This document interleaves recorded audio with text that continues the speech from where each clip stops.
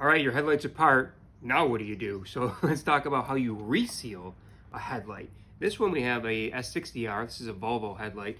It is sealed with butyl. So you mentioned in a previous video, when you're removing the butyl, the best guess here is about 215, 220 degrees Fahrenheit for about 15 or 20 minutes is usually a great way to get that to separate. Very easy to do, especially on the Volvo lights. What you're left with is 20-year-old goo, right? So what we would recommend in this case is when it's warm, you come in and you're going to clean out all of these channels. Usually just a flat blade screwdriver is usually the best thing to use. It doesn't have to be pristine, but you do need to get all this goo out. If you look closely, this one has a lot of dirt and debris just from over the years of this stuff collecting. You really don't want to seal that back into the light. So once your channels are clean, now it's time to replace it. So we would use a butyl-based sealant. In this case, probably do a gray-based one to bring it back to OEM spec. Of course, you could do black as well, there's no difference.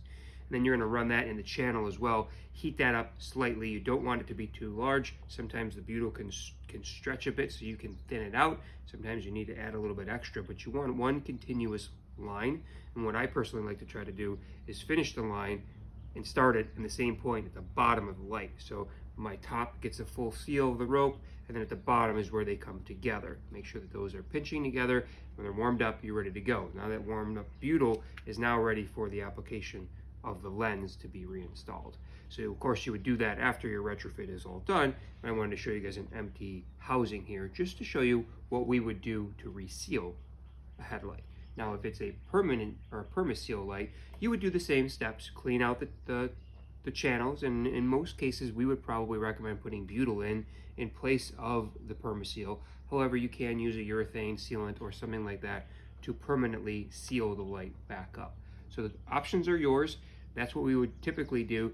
Next you need to think about is how the lens is going to clamp back to the housing. You just don't want it stuck with only butyl, because that could potentially move and kind of open back up over time. So the Volvo light has retaining clips.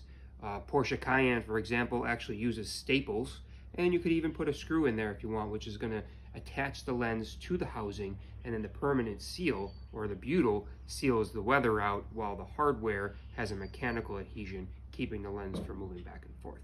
Hope that helps, guys. Keep on retrofitting, and reach out if you have any questions at HIDprojectors.com.